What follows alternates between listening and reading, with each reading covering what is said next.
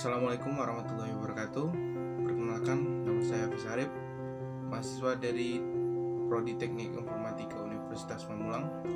Jadi di sini saya akan menjelaskan tentang DFA atau Deterministic Finite Automata dan NFA atau Non-Deterministic Finite Automata. Jadi, DFA atau Deterministic Finite Automata merupakan istilah dari deterministik yang mengacu pada fakta bahwa setiap input hanya terdapat satu state yang terdapat pada mesin abstrak yang dapat ditransisikan menuju state tertentu. Dan menurut Hofcroft dalam bukunya Introduction to Automata Theory, Language and Computation, dapat dikatakan bahwa hanya ada satu transisi untuk setiap masukan simbol. Dan DFA di sini dapat didefinisikan dengan 5 unsur M yang terdiri dari himpunan hingga atau input alfabet, himpunan hingga dari state, himpunan state penerima atau state akhir, inisialisasi atau state awal, serta fungsi yang disebut sebagai fungsi transisi yang dilambangkan dengan masing-masing lambang. Non-Deterministic Finite Automata atau NFA merupakan salah satu bagian dari otomata berhingga atau finite automata. Pada NFA dimungkinkan satu simbol menimbulkan transisi lebih dari satu kondisi sehingga memberikan kemungkinan gerakan sebagai outputannya yang tidak dapat dipastikan. Selain itu, kemungkinan juga terjadi transisi spontan atau transisi empty. Di dalam NFA juga terdapat 5 unsur objek yang berbeda. Sama dengan NFA, objeknya terdiri dari himpunan, masukan abjad, start state atau state awal, finish state atau state akhir, serta relasi antar state. Halo, assalamualaikum warahmatullahi wabarakatuh. Perkenalkan, nama saya Hafiz Arif dari Prodi Teknik Informatika Universitas Pamulang.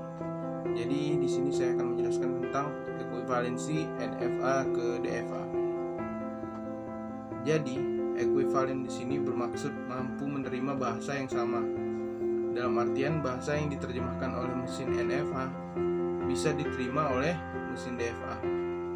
Berikut contohnya. Diketahui mesin NFA sebagai berikut, yang state awalnya yaitu key 0 diakhiri dengan state akhir yaitu key 4 dengan inputan A dan B, dan memiliki state key 0, key 1, key 2, key 3, dan key 4. Jadi langkah pertama adalah untuk menentukan tuple dari mesin NFA.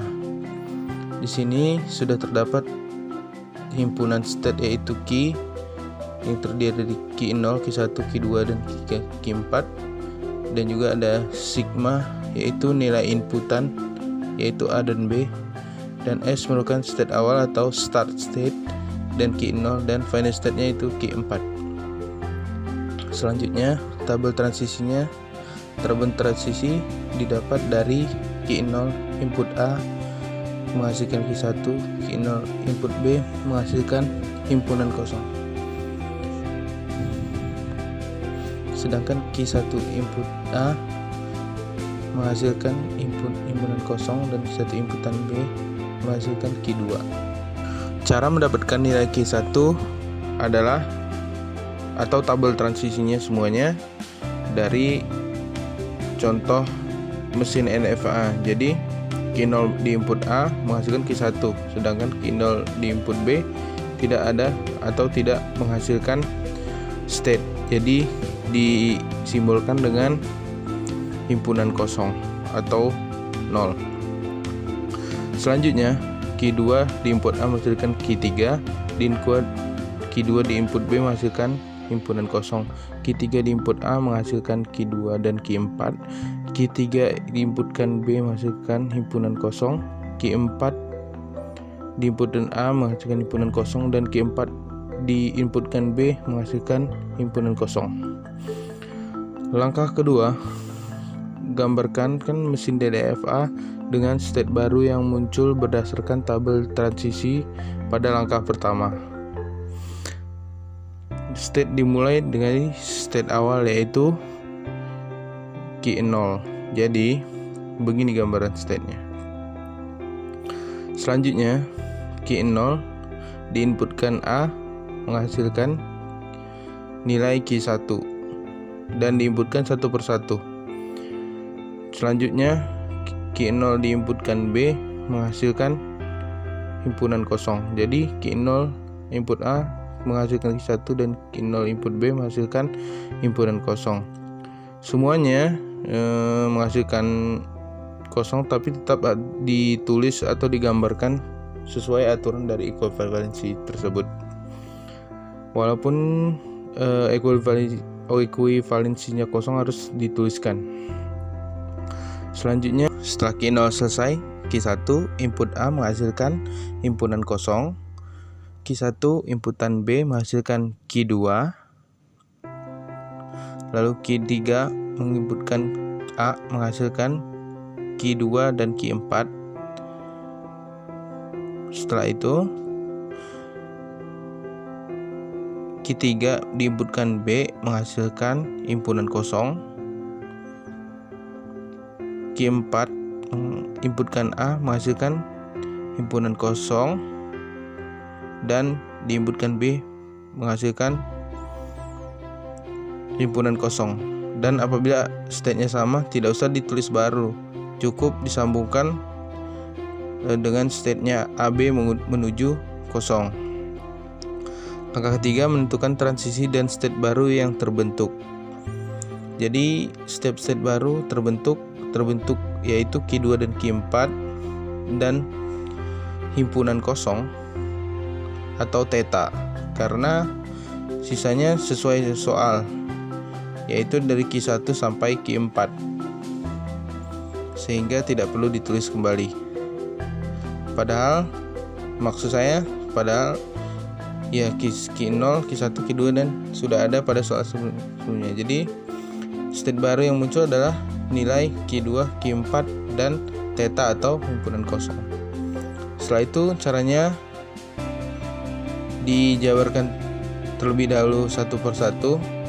Kita coba dari nilai baru key 2 dan key 4, yaitu state key 2 dan key 4 diberi inputan A dan inputan B, sehingga dikerjakan satu persatu, yaitu nilainya state key 2 dan key 4 diinputkan nilai A, penjabarannya satu-satu. Key 2 dan input A menghasilkan key 3, key 4 diinputkan A menghasilkan himpunan kosong atau theta. Setelah selesai dijabarkan, disatukan kembali, jadi key 3 merupakan bagian dari himpunan kosong, hasilnya key 3. Jadi state key 2 dan key 4 di input A adalah key 3. Ini khusus untuk inputan baru key 2 dan key 4 di input A. Selanjutnya diberi inputan B, state key 2 dan key 4 diberi inputan B, penjabarannya yaitu key 2 diinputkan state B menghasilkan himpunan kosong, key 4 diinputkan B menghasilkan himpunan kosong. Jadi key 4 dan key 2 dan key 4 diinputkan B menghasilkan theta atau himpunan kosong.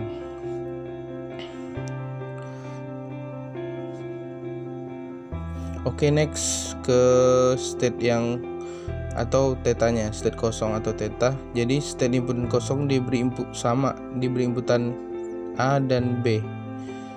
Jadi himpunan kosong diberi inputan A, itu hasilnya diri sendiri, dan sama ya, himpunan kosong diberi inputan B itu balik ke diri sendiri juga, karena himpunan kosong kalau diberi input apapun dia tetap kosong. Jadi input kosong jadi balik ke diri sendiri panahnya. Oke.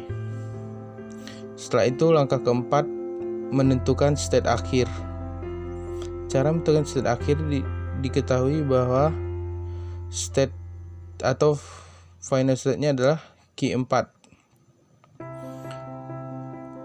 Maka semua state yang mengandung key 4 adalah state akhir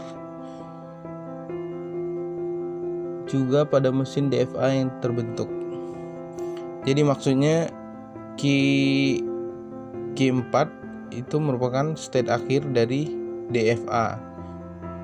Jadi di sini terdapat dua final state, yaitu key 4 dan key 2 dan key 4. Ini dia hasil ekuivalensi NFA ke DFA. Assalamualaikum warahmatullahi wabarakatuh. Perkenalkan, nama saya Hafiz Arif dari Prodi Teknik Informatika Universitas Pamulang. Jadi di sini saya akan menjelaskan tentang non-deterministic finite automata dengan IMUF. Non-deterministic finite automata atau NFA dengan IMUF di sini bisa dianggap sebagai empty. Jadi dalam NFA dengan IMUF atau transisi I diperbolehkan mengubah state tanpa membaca inputan yang disebut dengan transisi E karena tidak bergantung pada suatu input ketika melakukan transisi. Jadi di sini ada NFA dengan IMUF yang himpunan state-nya itu ada key 0, key 1, key 2, key 3 dan key 4 dengan inputan A dan B. Yang start state-nya itu adalah key 0 dan final state-nya itu adalah key 4. Bagaimana cara membaca NFA dengan IMUF ini? Yaitu dengan dari key 0 tanpa membaca input dapat berpindah ke key 1. Dari key 1 tanpa membaca input dapat berpindah ke key 3. Dan dari key 2 tanpa membaca input dapat berpindah ke key 4. Oke, jadi begitu. Next ke e-closure untuk NFA dengan empty move. Jadi dari diagram NFA dengan e-move ini maka dihasilkan e-closure. Jadi dari masing-masing state ini dapat dihasilkan e-closure. E-closure dari key 0 ini bernilai key 0, key 1 dan key 3. Jadi key 0 tanpa diberi inputan dia dapat berpindah ke key 1. Setelah key 1 selanjutnya harus kemana? Dan dia harus dapat berpindah ke state selanjutnya, yaitu key 3. Jadi closure dari key 0 bernilai key 0, key 1 dan key 3. Kalau ke key 2 dia tidak bisa atau ke key 4 dia tidak bisa juga karena e-closure-nya tidak terdapat ke key 1 dan key 3. Oke, selanjutnya e-closure key 1 yang bernilai key 1 dan key 3. Key 1 ke state mana yang bisa dihubungkan atau berpindah. Dari key 1 ke key 2 tidak bisa karena key 1 ke key 4 juga tidak bisa karena tidak ada e-closure-nya. Jadi nilai e-closure di key 1 yaitu key 1 dan key 3. Selanjutnya e-closure untuk key 2 yaitu key 2 dan key 4. Jadi nilai e-closure key 2 dari key 2 dapat berpindah hanya ke e-closure ke nilai state key 4. Sehingga nilai e-closure key 2 dan key 4. Selanjutnya e-closure key 3 dapat kita lihat di closure-nya ya. Key 3 itu tidak ada panah menuju perintah dan keterangannya pada suatu state yang tidak memiliki transisi, maka e-closure-nya adalah state itu sendiri. Jadi key 3 itu tidak memiliki transisinya ya. Jadi nilai e-closure key 3 adalah dirinya sendiri, yaitu key 3.